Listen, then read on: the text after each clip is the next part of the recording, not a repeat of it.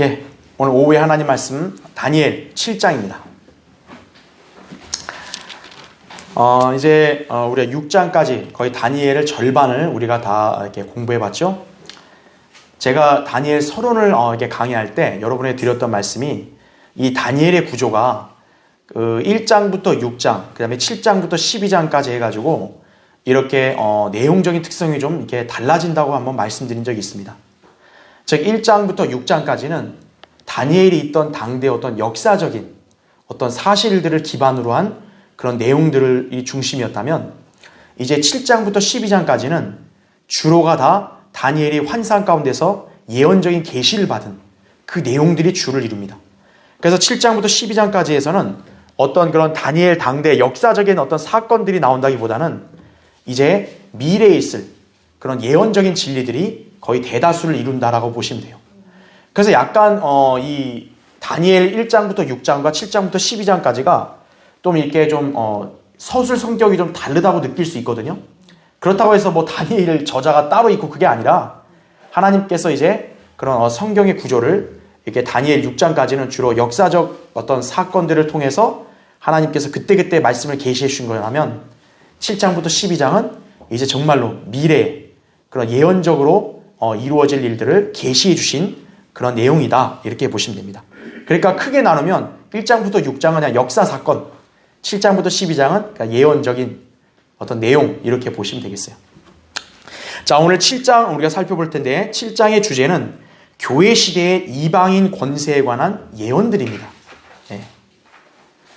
그러니까 다니엘서를 우리가 공부를 하다 보면요, 이방인들의 때에 관한 그런 왕국의 흥망성쇠를 너무나도 정확히 배울 수 있는 거예요. 예. 그래서 이 다니엘 7장에 이제 어떤 환상이 나오냐면, 네 짐승들에 대한 환상이 나오는데, 그것이 이제 저희가 오늘과 다음 시간에 말씀드리겠지만, 교회 시대에 이어질 이방인들의 강대국의 역사를 나타낸 것이다라는 거죠. 예. 그래서 그 권세에 관한 예언들을 말씀하고 있는 게 7장의 주제입니다. 그래서 주요 주제는 일단 네 짐승들에 관한 환상이 이제 제시가 되고요. 그리고 심판 장면과 또 이제 왕국의 영광을 받으시는 인자에 대해서 역시 나오고요. 마지막으로는 지극히 높으신 분의 왕국을 차지하는 성도들에 관한 내용이 나온다라는 거죠. 그래서 아까 제가 설명드린 대로 다니엘 7장부터는 역사적인 사건을 기술한 이전 부분과 달리 예언적인 환상과 해석을 다루고 있다라는 거예요. 그래서 일단은 우리가 배경을 볼 때 다니엘 7장이 다니엘 6장 다음에 있는 일이다, 이렇게 보시면 안 되고, 그 7장을 이따 보겠지만 다니엘이 벨사살 왕 원년 때 이 환상을 받은 거거든요. 그럼 여러분이 이전에 한번 배운 거 기억해 보죠. 바빌론이 멸망할 때 마지막 왕이 벨사살 왕이었잖아요. 그렇죠. 그게 5장에서 나왔잖아요. 그러니까 이 7장의 내용이 있던 시기는 언제예요? 바로 5장, 바로 그 시기라고 봐야겠죠, 오히려. 그렇죠? 예. 그러니까 그런 식으로 이렇게 순서로 보지 말고 그에 따라서 잘 어떻게 배치됐는가를 살펴봐야 되는 거죠. 자, 다니엘서의 예언적인 부분으로 이제 우리가 들어가는데, 이번 장에서는 적그리스도의 왕국이 등장하기 이전에 이방 왕국들의 특성, 또 주님이 재림하시고 그 왕국을 멸망시키시어 영원히 통치하실 것을 이 7장에서 제시한다는 거죠. 예. 그러니까 지금 우리가 이전에 다니엘 6장이든 또 다니엘 3장에서 배운 것 마찬가지로 모든 그런 왕국의 그런 흥망성쇠, 하나님이 관장하시죠. 왕의 권세, 하나님께로부터 나오죠. 그리고 종국에는 뭐예요? 이방 왕국들이 영원히 흥하는 게 아니라 다 멸망하고 예수 그리스도의 왕국만이 영원히 선다라 그랬죠. 예. 그러니까 다니엘서의 그 주제는 계속 이어지는 거예요. 그러니까 여러분이 공부할 때 이방인들의 왕국은 결국 패망하고 결국 예수 그리스도가 세우시고 그분이 통치하실 왕국만이 영원하다. 이 주제는 계속 이어진다라고 보시면 되는 거예요. 이번 7장에서도 그것을 강조하고 있는 겁니다. 자, 그럼 일단 오늘 우리 다니엘 7장 먼저 1절부터 보겠습니다.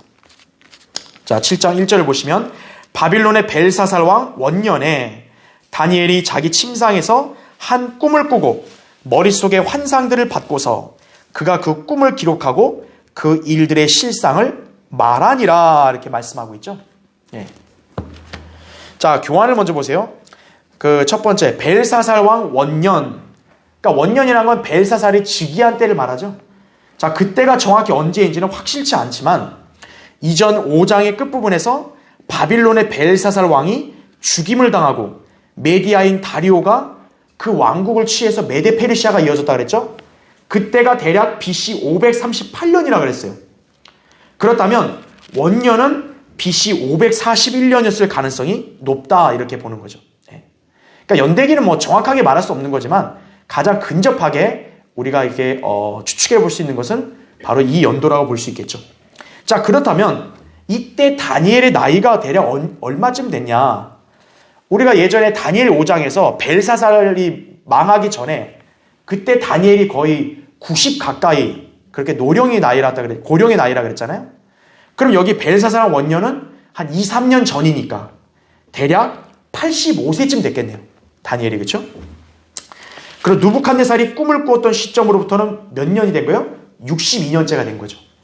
왜냐하면 여러분 이것을 잘 유념해야 될 게 누부갓네살이 꿈을 꿔서 그때 이방 그 왕국의 역사에 대해서 형상의 꿈을 꿨잖아요. 그게 어떻게 보면 이방 왕국이 앞으로 있을 일들을 나타낸 거 아니에요? 그 꿈과 오늘 여기 나오는 그 네 짐승들의 환상과 연관이 있는 거예요. 네, 그러니까 그렇기 때문에 여기서 지금 다시 한번 언급을 하는 겁니다. 그래서 그 누부갓네살이 꿈을 꾸고 그 계시를 받은 때부터 62년이 지나고 나서는 다니엘이 직접 지금 환상과 계시를 받은 거죠. 그렇죠? 자, 두 번째 보세요.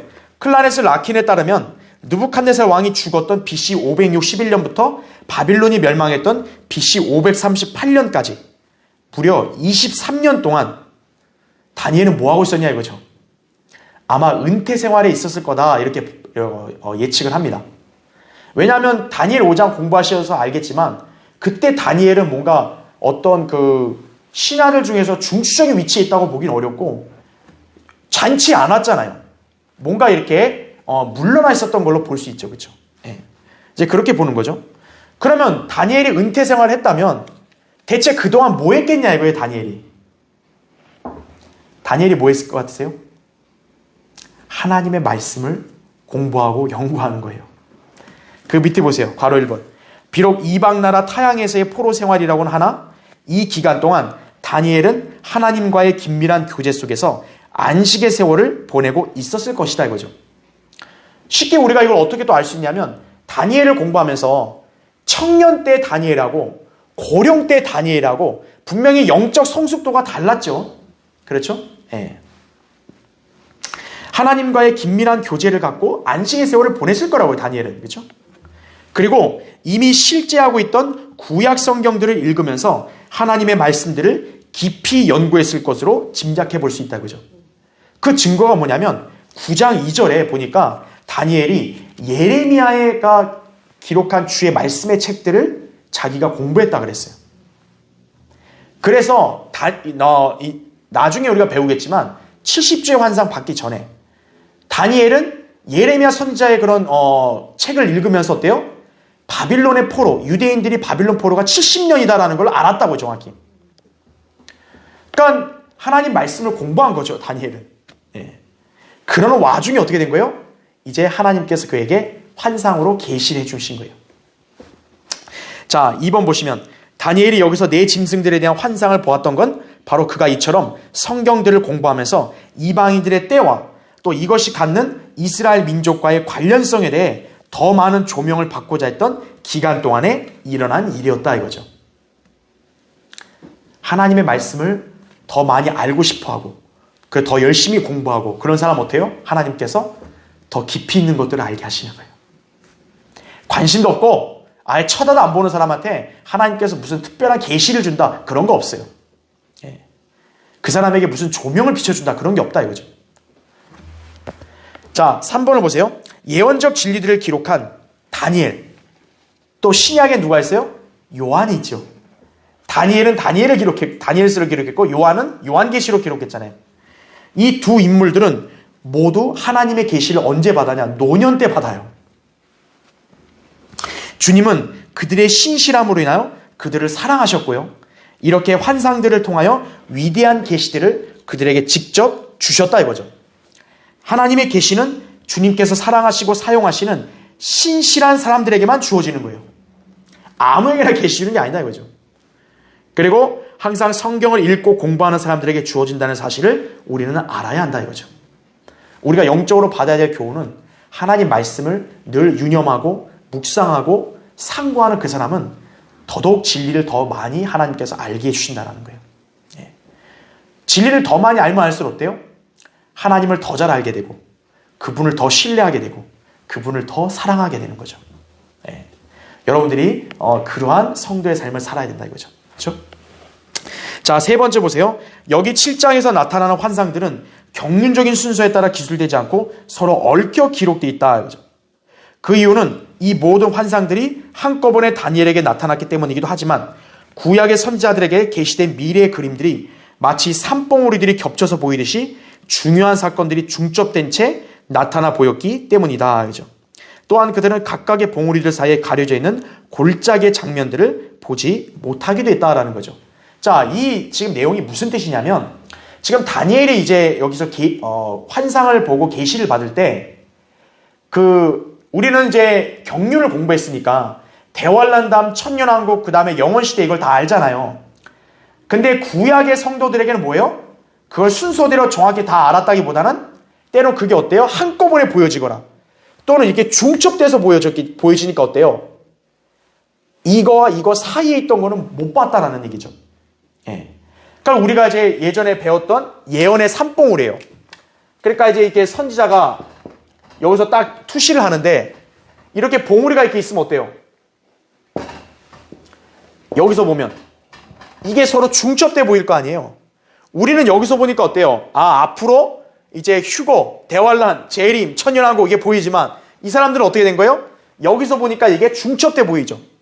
그리고 중요한 게 뭡니까? 이 사이에 있는 이게 이 사람들에게 보여요, 안 보여요? 가려서 안 보여지는 거죠. 그러니까 구약에 있는 선지자들이 예언한 그런 말씀들을 보면은 항상 연대기 순서로 그대로 예언한 게 아니라 때로는 재림을 얘기했다가 때로는 천년왕국을 얘기했다가 때로는 다시 대환란 얘기했다가 이런 경우가 있다라는 거죠. 예. 지금 다니엘이 여기서 환상을 본 게 내 짐승들도 봤지만 또 여기서 하나님이 심판하시는 걸 보거든요. 그게 백보자 심판이에요. 그러면 내 짐승들의 환상을 봤으면 대환란 적그리스도 왕국 아니에요. 그 다음에 천년왕국을 봐야 될 거 아니에요. 근데 여기서 천년왕국이 안 나오고 바로 뭐가 나와요? 백보자 심판이 나온다는 거죠. 그러니까 여기 환상들이 시간 순서, 경륜 순서라 보시면 안 되고 구약의 선지자들은 그렇게 여러 가지가 동시에 보여지거나 중첩돼서 보여졌다라는 거죠. 그러니까 구약의 예언들에는 그게 얽혀 기록되어 있다는 것을 여러분이 유념하셔야 돼요. 그러지 않고 그냥 이걸 순서대로만 해석해버리면 어때요? 여러분이 경륜상 헷갈리게 되는 거죠. 그렇죠? 자, 그것을 여기서 지금 말하고 있는 것입니다. 그렇죠? 자, 그래서 이제 그거는 이제 또 이후에 또 나중에 자세히 또 설명드리기로 하고요. 자, 7장 거기 2절부터 3절을 보겠습니다. 자, 다니엘이 고하여 말하였더라. 내가 밤에 환상을 보았는데. 자, 그러니까 이제 침상에서 꿈을 꾸고 환상들을 받았는데 밤에 받은 거예요. 그렇죠? 보라, 하늘에 내 바람이 큰 바다로 불어 닥치더니 큰 짐승들 넷이 그 바다에서 올라오는데 서로 어때요? 다르더라 이렇게 말씀합니다. 그러니까 여러분 지금 이 환상이 여러분에게도 머릿속으로 연상이 되세요? 다니엘이 환상을 받을 때 어때요? 하늘에 내 바람이 나면서 바다에서 어때요? 짐승들이 올라왔다는 거예요. 내 짐승들이. 내 짐승들의 환상을 지금 본 거예요. 그렇죠? 자, 그러면 거기 교환을 보세요. 거기 밑에 거기 2번의 첫 번째. 내가 밤에 환상을 보았는데 보라 하늘에 내 바람이 큰 바다로 불어 닥치더니 그랬어요. 여기서 큰 바다가 뭘 의미하냐 이거예요. 자, 성경 우리가 이제 여러분 요한계시록 공부하신 분들은 알겠지만 이 짐승이 올라오는 바다는 지중해라고 여러분이 아시면 됩니다. 지중해. 그러니까 지중해는 이제 어떻게 보면 그 지중해 연안 국가가 뭐예요? 지금 현재 유럽 국가들 아니에요. 그렇죠? 예. 거기서 짐승들이 올라오는 거예요. 이것은 내 짐승들로 대변되는 내 왕국들의 지리학적 위치를 밝혀주는 결정적인 신마리가 되는 거예요. 그러니까 성경은 성경으로 해석해야지 자기 멋대로 하면 안 되겠죠. 아, 여기 바다가 지중해면 이 내 짐승들이 앞으로 내 왕국이라 했을 때 뭐예요? 이 왕국들이 다 어디에 연관되어 있는 국가들이라는 거예요? 지중해 지방이라는 거죠. 지중해 지방은 바로 어디예요? 유럽입니다. 로마죠. 그쵸? 자, 그 다음 페이지 보세요. 그래서 밑에 보시면 바로 1번. 그리스, 로마와는 달리 바빌론이나 메데 페르시아는 지중해 연안에 직접 위치하고 있진 않았지만 이 두 왕국도 지중해 지역까지 진출함으로써 국가적 부를 쌓고 정치와 군사적 세력을 넓혀 광범위한 영역에 걸쳐 영향력을 행사했었다 이거죠. 쉽게 보면 그거예요. 그리스, 로마는 다 유럽 쪽이었잖아요. 그러니까 지중해와 연관이 있는데 바빌론이나 페르시아는 아시아 쪽 아니에요. 근데 왜 지중해하고 뭐가 연관이 있냐? 그렇게 의문이 들 수 있는데 사실 바빌론과 페르시아가 그 당시에 강대국 아니었어요. 그들이 차지했던 영토들은 충분히 지중해 그 연안 국가까지 영향을 미쳤다는 거예요. 그러니까 엄밀히 말하면 뭐예요? 그들도 지중해 연안 지방을 영향을 행사했으니까 거기와 연관된 국가들이라고 볼 수도 있는 거죠. 그런 면에서는. 그렇죠? 자, 근데 그리스, 로마는 당연히 지중해 연안 국가고 지중해 중심 지역 아니에요. 그렇죠? 심지어 이 큰 바다 지중해는 마치 로마 제국 내에 있는 로마 호수와 다를 바 없었다 이거죠. 지금 거기 이태리 로마 쪽 보면 어때요? 지중해랑 완전 붙어 있잖아요. 그렇죠? 네. 자, 밑에 괄호 2번 보시면 하늘에 내 바람이 큰 바다로 불어 닥쳤다는 것은, 자, 여러분 이제 연상이 되세요? 그 내 바람이 바다에 불어, 바다에 막 바람이 막 내 바람이 불어 닥치면 여러분 그 바다가 잔잔하겠어요? 아니면 소용돌이가 몰아친 그런 광경이겠어요? 소용돌이 칠 만큼 굉장히 혼동스러운 그런 모습이라 볼 수 있겠죠? 자, 왕국들의 모습을 나타내는 바로 그림이라 할 수 있겠어요. 물론 바다에서 올라오는 이런 짐승들이 한꺼번에 올라오는 게 아니에요. 지금 네 짐승들이 보면 이따 보겠지만 첫째, 둘째, 셋째, 넷째 순서대로 올라온다는 거죠. 그러니까 그 왕국들이 출현할 때마다 어때요? 소용돌이 날 만큼 굉장히 엄청나게 요동을 많이 쳤다는 거죠. 네. 자, 순서대로 출현하고 세계 권력을 승계해가는 양상을 이 네 짐승들의 환상으로 보여주고 있다는 거예요. 자, 3번 보세요. 한편 성경에서 바다는 또 뭐의 예표가 되기도 합니까? 나라들, 또 물들이라 했을 때 이것은 민족들을 예표하기도 해요. 그 요한계시록 17장 15절에 보면 거기 그 신비의 바빌론 거기에 창녀 있잖아요. 창녀. 그 창녀가 물 위에 앉았다 그랬잖아요. 물 위에. 근데 그 물을 뭐라고 얘기해요? 백성들과 민족들과 언어들이라고. 계시록 17장 15절에 그렇게 말씀하죠. 그러니까 이 성경에서 물들, 바다를 얘기할 때는 그 예언적인 측면에서는 이렇게 그 지정학적으로는 지중해와 연관되어 있지만 또 예표적으로는 민족들을 상징하기도 한다는 거예요. 물들은, 성경에서 물들은 민족들을 상징하기도 하는 거예요. 자, 그러면 그렇게 봤을 때 바다는 저절로 풍랑을 일으키고 요동치는 게 아니라 태풍이나 지진 같은 외부 요소들의 영향으로 인해 소요가 일어나는 법이죠. 자, 나라들도 어때요? 마찬가지입니다. 다니엘의 환상 가운데 큰 바다로 불어닥친 하늘의 네 바람은 거세게 몰아닥치는 외부적인 영향력들을 의미하는 것이었다라는 거죠. 그러니까 무슨 바다에서 올라온 짐승이라 해서 진짜 무슨 바다 생물 이게 아니라 바로 그런 민족들 위에 군림해서 영향력을 행사할 수 있는 어떤 외부적인 세력들이라는 것을 또 우리가 여기서 볼 수 있다라는 거예요. 그렇죠. 그러니까 여기에 있는 말씀을 갖다가 우리 그냥 물리적으로 보면 안 되고 이 말씀을 성경 그대로 해석을 해야 되는 거예요. 그렇죠? 자, 두 번째 보세요. 밑에 네 바람. 자, 바람이 몇 군데요? 총? 네 군데죠. 넷이라는 숫자는 동서남북 사방을 말하는 거죠. 그러니까 하늘에 네 바람이 불었다는 걸 뭐예요? 동서남북 골고루 해서 불었다는 거죠. 그래서 전 세계적인 소용돌이를 일으킬 세력을 지칭한다라는 거죠.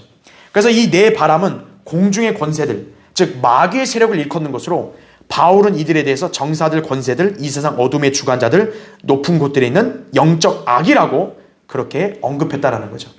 즉 다시 말하면 이 지중해에서 올라오는 이 짐승들은 어떻게 보면 뭐 하나님의 나라 그게 아니라 다 뭐예요? 악한 마귀들과 연관된, 마귀들의 세력과 연관된 그런 나라들이라는 걸 또 볼 수 있는 것이면서, 그렇죠? 자, 세 번째 보세요. 하늘의 네 바람, 즉 공중의 악한 세력들은 사탄이 지상의 나라들과 민족들 사이에 불안을 조성하고 소용돌이를 일으키며 혼란에 휩싸이도록 사용하는 자들이다 이거죠. 따라서 마지막 날들이 가까이 다가옴에 따라 마귀는 이들 높은 곳들에 있는 악한 세력들을 발동하여 팔레스타인을 중심으로 세상 나라들을 점점 더 극심한 혼란의 소용돌이에 휘말리게 만들 것이다 라는 거죠. 그러니까 여기에 나오는 네 짐승들이 장차 이스라엘 땅을 중심으로 해서 뭐예요? 전 세계에 뭔가 혼란을 일으킬 수 있는 그러한 세력의 국가들이구나. 이렇게 우리가 볼 수 있다는 것이죠. 그렇죠? 네. 자, 그래서 우리가 여기에 있는 이 네 짐승들을 공부하는데 제가 예전에도 한번 얘기했잖아요. 다니엘이 이방인들의 때와 연관된 책이라고 하면 이방 왕국들의 역사가 나와야 되는데 왜 바빌론, 페르시아, 그리스, 로마 이런 나라밖에 안 나옵니까? 왜 지중해밖에 안 나옵니까? 왜 중국이나 일본이나 한국은 안 나옵니까? 제가 그 이유를 말씀드렸죠? 성경의 중심은 누구예요? 이스라엘입니다. 유대인이에요. 지금 여기에 나오는 바로 이방 왕국들의 특징이 뭐냐면 바로 이 팔레스타인, 유대인 땅을 중심으로 해서 이스라엘을 대적하고 박해하는 강대국들인 거예요. 그래서 성경에 등장시키는 거지 하나님은 뭐 다른 이방인들에 대해서 세세하게 관심 갖는 건 아니세요. 예. 하나님의 관심은 오로지 이스라엘이죠. 그분의 백성인 유대인이죠. 즉 유대인과 연관돼서 그들을 대적하고 앞으로 박해할 그런 국가들에 대한 역사들을 여기서 기록한 거예요. 그래서 여기도 여러 짐승이 아니라 네 짐승만 얘기한 거다 이거죠. 앞으로 장차 이방 세계 패권을 장악하는데 이 국가들이 바로 뭐냐면 유대인들과 연관돼 있다는 거죠. 그렇죠. 그 이스라엘 땅과 연관돼 있다는 것을 보여주는 겁니다. 자, 7장 거기 4절부터 7절까지 보겠습니다. 자, 이제 7장 이 4절부터 7절이 어떻게 보면 이 환상의 어떤 중요한 설명 내용이니까 잘 봐야겠습니다. 4절, 첫째는 사자 같고 독수리의 날개가 있는데 내가 보니 그 날개가 뽑혔고 또 땅에서 들려서 사람처럼 발로 서 있게 되었으며 또 사람의 마음을 받았더라 이거죠. 그러니까 이거는 우리가 아는 그냥 동물의 사자 이게 아니에요. 이런 개념이 아니에요. 사람의 마음을 받았다 그랬잖아요. 그리고 독수리의 날개가 있다 그럽니다. 자, 또 다른 5절, 또 다른 짐승을 보니 둘째는 곰과 같고 그것이 몸 한쪽 편을 들어 올렸는데 그 입에 이사이에 갈비뼈 3대가 물려있으며 그들이 그 짐승에게 이렇게 말하기를 일어나서 많은 고기를 먹으라 하더라.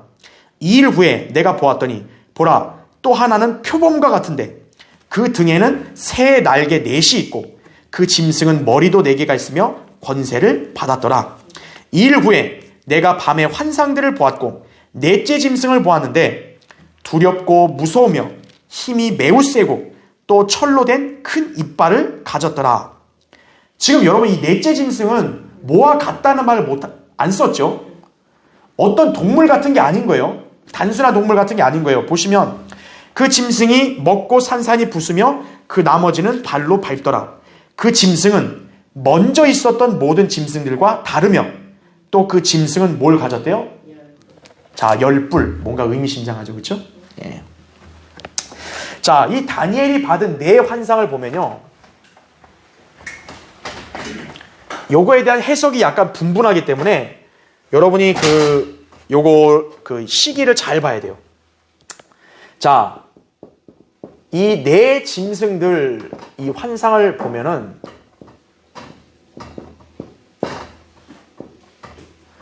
지금 네 짐승들 환상을 받은 배경이 언제예요? 바빌론 벨사살 왕 원년이에요. 자, 제가 왜 이걸 말씀드리냐면 이게 여기 예언을 해석할 수 있는 중요한 내용이에요. 이거를 간과해버려서 C.I. 스코필드나 우리 세대적 진리 책 쓴 라킨도 실수를 한 거예요. 자, 다니엘이 지금 이 환상을 받았던 때가 벨사살 왕 원년 때예요. 그래서 원년 때면 아까 얘기했죠. 바빌론이 거의 망하기 직전이에요. 끝자락에 왔을 때 이 예언을 받은 거예요. 그때 지금 짐승이 뭐예요? 첫째 짐승, 둘째, 셋째, 그 다음에 넷째 이렇게 나오죠. 첫째는 뭐가 같대요? 사자. 둘째는 곰. 셋째는 표범.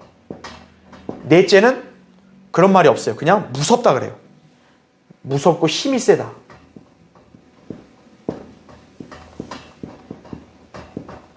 이건 뭐 따로 안 쓰겠습니다. 일단 놔두게. 자, 이렇게 나와요. 그러면 자, 이 환상이 무엇을 나타내느냐라고 했을 때, 자, 7장 거기 17절 한번 보세요. 거기 그 다니엘 7장 지금 17절 보세요.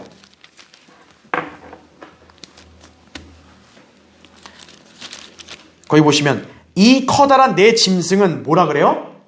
땅에서 일어날 내 왕이라 이거죠. 자, 성경에서 1차적으로 왕이 강조되면 왕국도 같이 봐야 된다고 제가 예전에 말씀드렸죠. 그러니까 여기가 다 뭐예요? 지금 첫째 짐승, 다 짐승이 왕이라는 거예요. 근데 어떤 왕인 거예요? 땅에서 일어날 왕들이다라는 거죠. 왕들이자 왕국인 거예요. 그러면 여기서 볼 때 C.I. 스코필드, 라키는 이것을 뭐하고 결부시켰냐면 그 다니엘 2장에 보면 느부갓네살 형상이 있죠.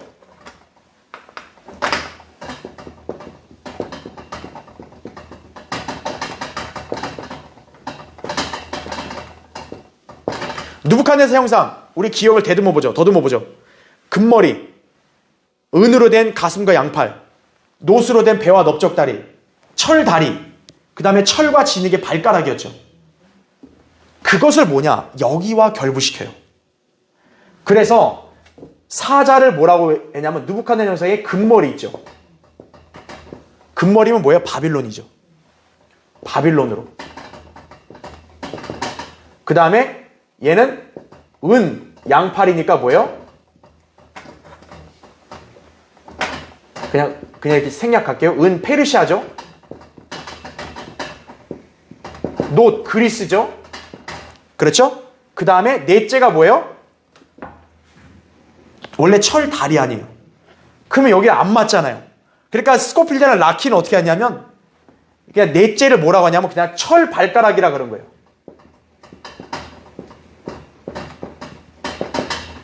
즉 다시 말하면 사자를 바빌론, 곰을 페르시아, 표범을 그리스, 그 다음에 넷째 짐승은 말이 없잖아요. 이거는 로마 제국부터 해서 적그리스도의 왕국, 이렇게 해석을 한 거예요. 이제 그러니까 왜 그런 해석의 기준이 뭐였냐면 지금 다리하고 발은 연결되어 있는 거 아니에요. 그렇죠? 다른 것은 딱 잘려 있잖아요. 어떻게 구분되어 있잖아요. 근데 다리하고 발은 원래 연결되어 있는 거 아니에요. 그렇죠? 또 발가락도 철과 진흙, 철이 있으니까 그래서 이 넷째 짐승, 넷째 왕국을 갖다가 로마 제국에서 적그리스도의 왕국까지 함께 결부시키는 거예요. 그래서 이 라킨이나 C.I. 스코필드 그 교리를 공부한 사람들은 앞으로 대환란 때 적그리스도의 왕국이 로마 제국이 부활하는 것으로 그렇게 해석을 하는 거예요. 그래서 왜냐하면 이걸 이제 이게 하나씩 결부시키는 거거든요. 근데 사실 어떻게 보면 이게 약간 억지스러운 거예요. 왜냐하면 분명히 로마 제국과 대환란 때 있을 신비의 바빌론은 다르거든요. 분명히. 근데 이제 얘는 5개인데 얘는 4개잖아요. 안 맞으니까 이제 이렇게 연결시킨 거예요. 네.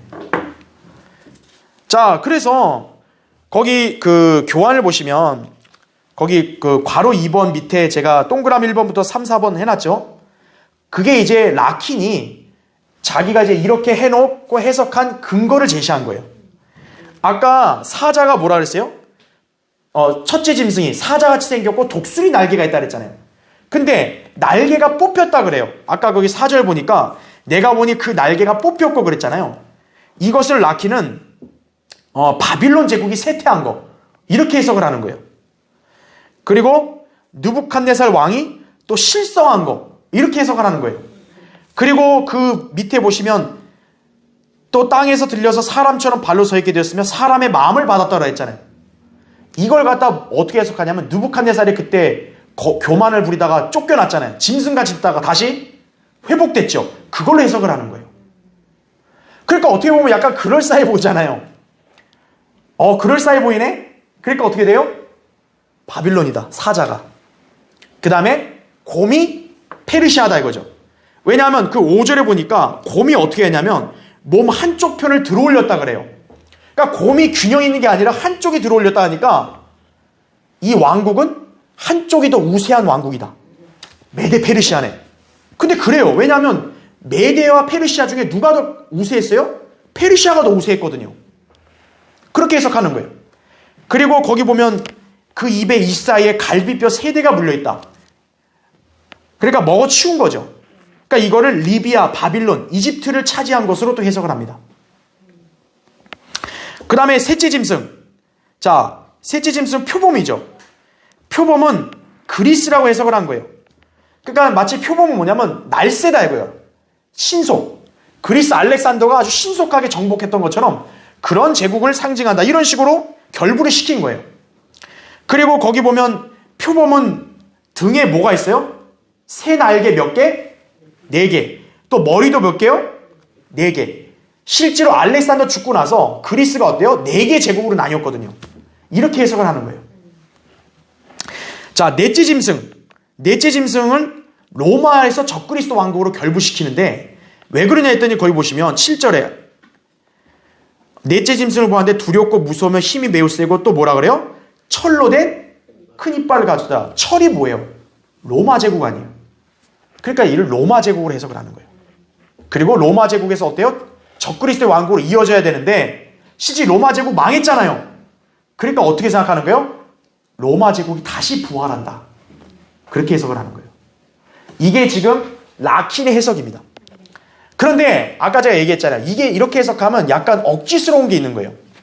그리고 이렇게 해석하는 건 문제가 있습니다. 왜냐? 제가 아까 다니엘 7장 17절 읽었죠. 이 네 짐승이 뭐라 그랬어요? 땅에서 일어날 네 왕들이라 그랬습니다. 즉 이게 특징이 뭐냐면 과거에 있는 왕국이라는 거예요? 아니라 앞으로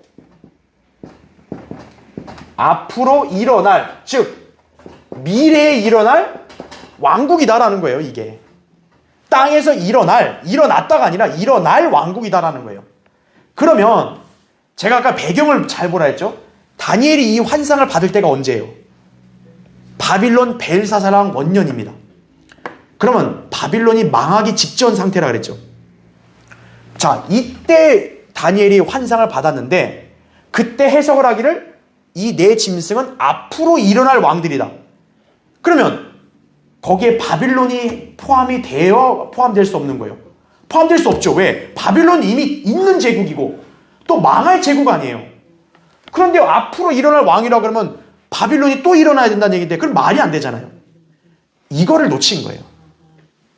그러니까 라킨의 여러분 세대적 진리를 보시면 거기를 이렇게 해석해 놓은 거예요. 그러니까 이게 잘못된 거란 얘기죠. 이게. 왜냐하면 이 말씀을 바로 유념하지 못한 거예요. 바빌론이 끝자락 망하기 직전에 다니엘이 환상을 받고 그 환상에서 이 짐승들은 앞으로 미래에 일어날 왕이다 했으니 바빌론보다 미래에 일어날 제국이어야만 해석이 가능한 거죠. 자, 그럼 그렇게 따졌을 때 자, 그 다음 페이지 보세요. 여기 자, 그러면 그렇게 따졌을 때 우리가 어떻게 보면 됩니까? 이거를 연결시킨다면 이미 금머리는 어때요? 지나갔잖아요. 그렇죠. 그러니까 첫째 짐승 사자는 누구라고 해석돼야 돼요? 바로 은양팔, 메데 페르시아라고 해석을 해야 되고 결부시킨다면 그렇죠? 곰은 누구에 해당되는 거예요? 그리스, 노신 그리스에 해당되는 거고 표범은 그냥 발가락이 아니라 뭐예요?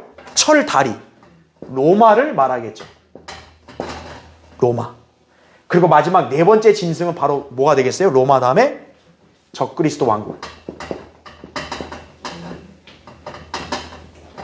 이게 바로 10발가락 아니에요. 그리고 넷째 짐승은 10뿔을 가졌다 그랬잖아요. 일치가 되잖아요. 그러니까 역사적인 입장에서 이거를 해석하려면 어떻게 해야 돼요? 바빌론이 포함되면 안 돼요.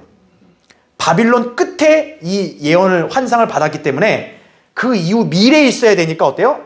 사자는 페르시아, 곰은 그리스, 표범은 로마, 그리고 넷째 짐승은 적그리스도의 왕국, 바로 10발가락.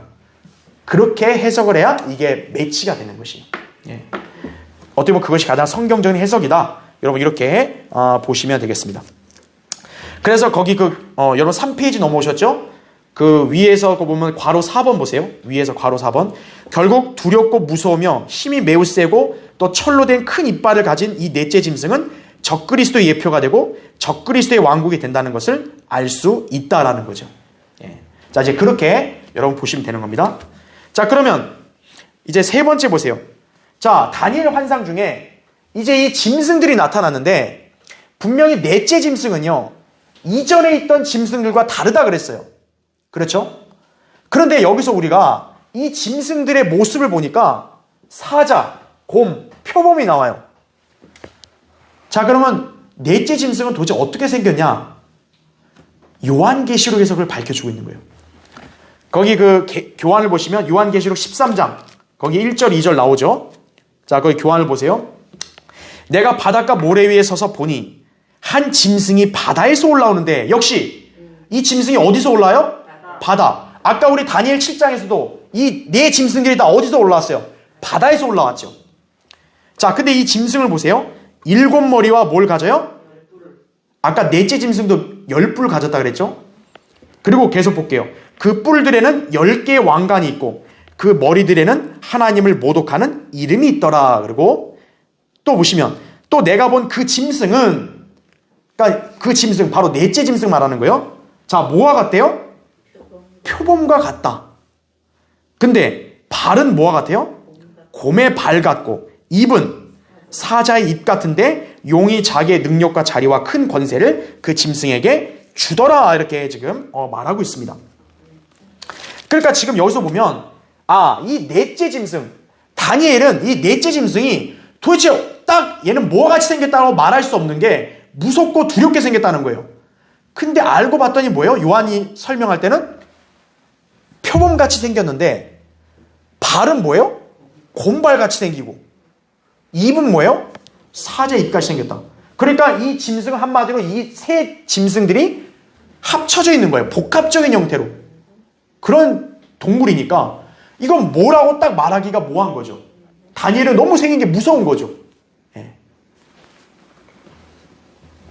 자, 바로 이 짐승. 그래서 이전에 있던 짐승과 다르다. 이전에 있던 짐승은 다 이렇게 한 유형의 동물로만 같다고만 얘기했는데 이 넷째 짐승은 이 세 짐승들의 복합체다라는 것을 우리가 알 수 있는 겁니다. 그렇죠? 자, 그래서 그 교환을 보시면 그 3페이지 그 아래쪽에 보시면 괄호 4번 보세요. 결국 다니엘이 본 세 짐승들이 모두 넷째 짐승 안에서 구현되고 있다 이거죠. 이 짐승이 바로 요한이 묘사한 7머리와 10뿔을 가진 적그리스도이자 그의 왕국이다라는 거죠. 그래서 이 마지막 때 대환란 때 적그리스도의 왕국은 바로 사자, 곰, 표범 이 각각의 특성들을 복합적으로 갖고 있다고 보시면 되는 거예요. 네. 그러면 밑에 5번을 보세요. 괄호 5번에 욥기 40장 15절에는 비못이라는 말이 나옵니다. 비못. 이 비못이라는 단어가 무슨 뜻이냐면 짐승들이라는 뜻이에요. 짐승들. 근데 욥기 40장의 비못은 사탄을 말하는 거거든요. 근데 사탄을 말할 때 사탄, 짐승, 적그리스도는 단수 아니에요. 근데 그를 묘사할 때 짐승들이라고도 또 묘사를 하고 있는 거예요. 히브리어로 비못이라는 거는 짐승들이라는 뜻이고 원래는 비히마, 이게 짐승이라는 뜻이거든요. 근데 왜 성경에서는 적그리스도, 그 사탄을 비유할 때 왜 단수로 안 쓰고 복수로 짐승들을 뜻하는 비못을 썼냐 이거예요. 바로 이것 때문에 그런 거예요. 짐승은 분명 하나지만 그는 단순한 한 짐승이 아니라 뭐예요? 여러 짐승들이 복합적으로 얽혀있는 복합체다 보니까 짐승도 되고 짐승들이라고도 부르는 거예요. 그래서 적그리스도, 바로 그 자는 이렇게 복합적인 존재다라는 것이죠. 예. 그래서 이렇게 복수로 쓰였다라는 것을 여러분이 보시면 되고요. 이 교환의 또 나머지 내용은 여러분이 참고로 이따 가셔서 보시면 됩니다. 자, 그 다음 페이지 마지막 보시면, 자, 그런데 다니엘의 환상 중에 나타난 이 짐승들이 그럼 언제 나타나냐 이거예요. 자, 지금 방금 보시면 제가 역사적인 입장에서는 느부갓네살 형상과 결부시키면 사자가 페르시아, 곰이 그리스, 표범이 로마, 이렇게 말씀드렸죠. 넷째 짐승이 적그리스도 왕국, 열발가락 얘기했잖아요. 역사적인 관점은 그렇고, 자, 예언적인 관점을 보자 이거죠. 이게 단순히 그럼 과거에 다 끝났냐? 이게 아니라는 거죠. 왜 그러냐 했더니 이 다니엘이 환상을 받은 시기가 언제냐? 아까 우리 2절 읽을 때 환상을 언제 보았다 그랬어요? 밤에 보았다 그랬죠. 밤에 보았다고 합니다. 그럼 여러분 한번 제가 예전에도 성경 공부한 적이 있는데 설교한 적이 있는데 성경에서 밤은 어느 시대를 가리켜요? 교회 시대를 가리킵니다. 바로 교회 시대를 가리켜요. 제가 지지난주인가요? 설교했을 때 로마서 13장 11, 12절에 밤이 많이 지났고 낮이 가까웠느니라 그 말씀 드렸잖아요. 바로 교회 시대는 밤을 나타낸다고요. 예. 우리는 밤에 속하지만 어둠의 자녀가 아니라 우리 빛의 자녀다라고 데살로니가전서 5장에 또 말씀하죠. 그래서 이 밤은 교회 시대를 말하는 거예요. 자, 예수님은 태양이시죠. 의의 태양. 그러니까 그분이 재림하시는 거는 마치 뭐예요? 태양이 떠오르는 아침과 같다 그랬잖아요. 그러니까 재림은 아침이고 밤은 뭐예요? 아침이 오기 전이니까 재림 직전. 바로 교회 시대. 그 이후에 주의 날이겠죠. 그러니까 예언적으로 볼 때 이 짐승들은 바로 뭐예요? 교회 시대와 주님 재림 직전에 있을 왕국들이다라고 보시면 되겠죠. 예. 이해되시죠? 무슨 말인지? 왜냐하면 밤에 환상을 봤다는 건 교회 시대니까 바로 이 짐승들은 옛날에 그 역사적인 페르시아, 그리스, 로마 이게 아니라 예언적으로는 교회 시대와 앞으로 대환란 때 있을 왕국들의 순서다라고 보시면 되는 거예요. 그러니까 넷째 왕국이 적그리스도의 왕국이니까 대환란 때 있겠죠? 그 이전의 왕국들은 뭐예요? 대환란 이전인 교회 시대에 있다라는 거죠. 자, 그럼 그렇게 봤을 때 그럼 이 왕국들은 바로 예언적으로 어떤 왕국을 말하느냐라고 보시면 아까 그 밑에 보세요. 5번째 보세요. 그 4페이지 5번째. 다니엘의 환상 중 그 짐승들이 나타났던 곳은 어디였어요? 큰 바다, 지중해였다라는 거죠. 그러니까 예언적인 관점으로 볼 때도 이 짐승들이 교회 시대에 어떤 제국이어야 되냐면 지중해와 연관된 제국들이 된다는 거죠. 바로 뭐예요? 로마 제국이에요. 로마. 유럽이죠. 예. 즉 로마 제국의 뿌리를 둔 유럽인들의 국가임을 알 수 있다는 거죠. 예. 로마가 중요한 거예요. 왜? 이 마지막 넷째 왕국도 로마 제국의 속성을 갖고 있기 때문에 이 이전의 짐승들도 다 뭐예요? 로마 제국의 뿌리를 둬야 된다. 왜냐하면 로마 제국이 바로 지중해 중심 지역이니까요. 그래서 결국 그 밑에 6번째 보세요. 새 짐승들은 교회 시대 동안 세계를 제패한 유럽의 제국들 혹은 유럽과 연관된 제국이다 이거죠. 그 나라들이 바로 뭐냐면 역사적으로 이미 입증됐죠. 영국, 그 다음에 러시아, 그리고 마지막 미국이라는 거죠. 그럼 여러분 이제 의외인 게 미국은 아메리카잖아요. 유럽이 아니라. 그런데 사실 미국이란 나라는 누가 세운 거예요? 그 백인들이 세웠잖아요. 로마 사람들이 세운 거예요. 그러니까 미국의 뿌리도 사실 어디에 있는 거예요? 유럽, 로마에 있는 거예요. 전부. 네. 그리고 영국도 마찬가지겠죠? 그 다음에 특히 로마 카톨릭이 바로 어느 지역에 있어요? 지중해 지역에 있죠. 그렇죠? 그럼 러시아는 뭘까요? 러시아는 동방으로 갈라져 나온 그리스 정교를 가진 나라예요. 그럼 그리스 정교, 그리스도 역시 어디에 위치한 나라예요? 지중해 지역 아니에요. 다 로마 제국, 지중해와 연관된 국가들이다 이거죠. 그래서 예언적으로 볼 때는 여기 바로 뭐예요? 사자는 영국, 곰은 러시아, 그 다음에 표범은 미국이다라는 거죠. 이게 여기 나오는 거죠. 자, 그래서 이런 환상들을 미쳐보면 그럼 마지막 네 번째 제국의 넷째 짐승의 특징이 뭐였어요? 생긴 게 표범같이 생겼다 그랬잖아요. 그러니까 마지막 지구상의 이제 최후의 이방 제국인 적그리스도의 왕국은 미국과 같은 사회적인 구조를 가진 거예요. 표범, 미국과 같은 구조예요. 그런데 발이 뭐였어요? 곰의 발이었죠. 발은 뭐 하는 거예요? 움직이고 활보해 가는 거죠. 지배하는 거죠. 정치는 누구를 택하는 거예요? 러시아 공산주의를 택하는 거예요. 그리고 이 짐승의 입은 뭐가 생겼다 그랬어요? 사자의 입이라 그랬잖아요. 사자가 어느 나라예요? 영국이죠. 입은 말이 나오는 곳 아니에요. 영국 사람들이 말하는 언어가 뭐예요? 영어죠. 결국 이 넷째 짐승 적그리스도의 왕국의 특징은 미국처럼, 여러분 미국의 특징은 뭡니까? 표범은 어때요? 표범은 이렇게 등은 황색이죠. 황인종, 아시아인 계통. 배는 하얗죠. 백인종. 그 다음에 검은 점이 있죠. 흑인. 인종들이 혼합되어 있고 섞여 있는 국가가 미국이죠. 적그리스도의 왕국이 바로 미국처럼 뭐예요? 인종들이 막 뒤섞여 있는 온갖 잡종 성향의 통합 국가라는 거죠. 통합 국가인데 정치 형태는 뭐예요? 러시아 공산주의고, 그 다음에 전 세계를 통제할 수 있는 언어는 뭐예요? 영어예요. 오늘날 영어를 못하면 어디도 못 가죠. 소통이 안 되죠. 영어 배우려고 얼마나 난리를 치고 있어요, 사람들이. 그게 뭐냐면 성경의 예언대로 마지막 때로 가고 있다는 거예요, 그게. 네. 바로 적그리스도의 왕국이 이런 세 가지 국가들의 속성을 다 띠고 있는 그런 복합적인 왕국이 될 것이다 라는 것이죠. 그렇죠? 네. 자, 그래서 결과적으로는 미국 같은 사회구조, 러시아 공산주의 체제, 영어로 소통되는 그런 국가가 이제 나중에 세계를 제패할 것이다 이거죠. 자, 이 내용은 워낙 또 이렇게 여러 가지 할 얘기도 많으니까 다음 시간에 또 이어서 계속 하도록 하겠습니다.